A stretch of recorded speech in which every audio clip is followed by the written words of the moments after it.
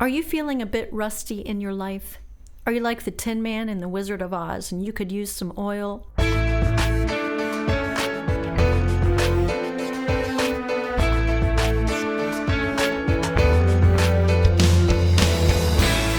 Hi, this is Eric Copeland, president of Creative Soul Records in Nashville, Tennessee, and you're listening to the Brand New Me podcast. Welcome to episode number 123 of the Brand New Me podcast, where we talk about ways to cultivate your soul and to walk in better thinking and walk toward becoming all that you can be.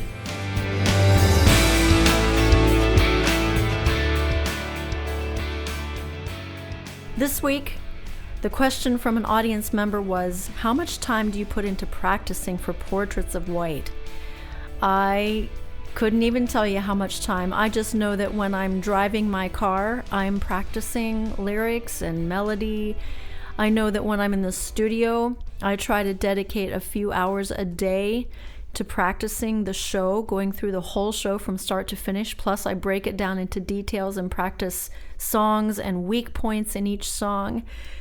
I sing while I'm doing laundry. I practice while I'm riding my bike. It helps me learn lyrics, especially when we get into midsummer and early fall. I just am working on this show pretty much all the time. It is consuming my mind. So there's very little chance of me getting rusty when it comes to music. But how about you in your life? Are there some areas in your life where you're rusty and you just feel like, man, I need some oil. I need something to get me motivated and moving again. We're going to talk a little bit about that. I'm going to share from my journal. So stay tuned.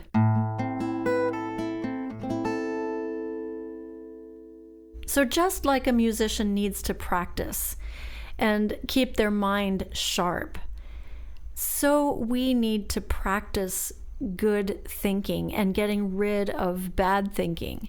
We can't just get rid of bad thoughts. We need to replace those with good thoughts. And that's been a part of my Brand New Me journey in the past couple decades. I have been learning how to think differently, to change my mindset and how I approach life. And it's making a difference. Now, there's places where I really need a lot of work, and there's places where I need less work. Just like the Tin Man in The Wizard of Oz. When Dorothy first found him, he couldn't budge at all. But he could at least make a little whimper of a noise, and enough that it caught her attention. And the scarecrow, they found the oil can and gave him some oil, and he began to be able to move in different places of his body. And finally, they just oiled everything. And even as he got walking in his journey on the yellow brick road, they still had to stop and oil him in a few places. And that's just like our life. You're going to need oil daily, minute by minute even, because we'll be walking along doing well, and all of a sudden something about us will freeze up. Our emotions will freeze up. We'll get angry, or we'll get frozen, and we can't express how we feel. So what are some things that oil us? Well, definitely prayer, singing, meditating, exercise, getting your heart rate up, and journaling for sure. We've been talking about journaling. Journaling, I always say, it's like putting your emotions down on paper, and it helps you to organize your inner closet. So I'm a big proponent of journaling. So how's journaling going for you?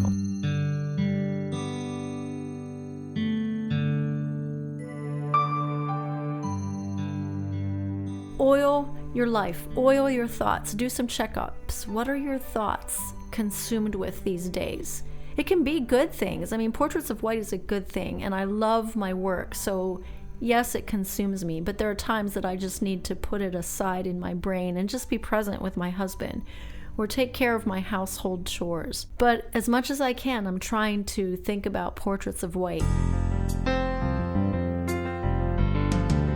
So what's your Portraits of White? What consumes you? Is it good? Is it bad? Is that how you want it to be? What kind of things are oiling your life and helping you to function smoothly? Are you praying? Are you journaling? Are you being quiet? Are you meeting with friends? Are you singing, listening to music, having conversations with friends? The kind of things that help us to move smoothly in our life.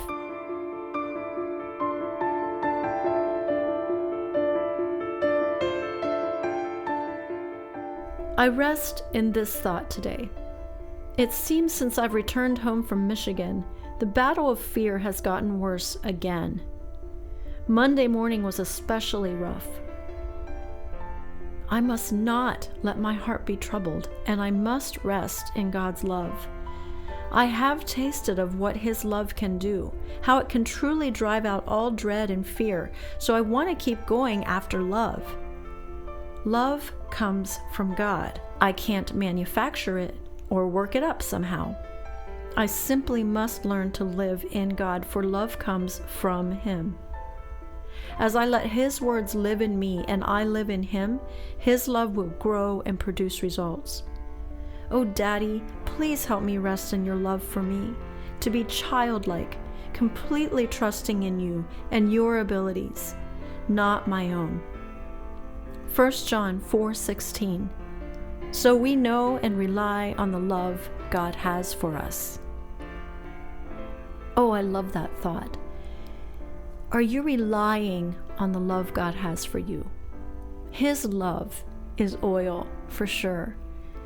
So join with me as we endeavor to rely completely on His love, to just relax in His love and believe that He loves us.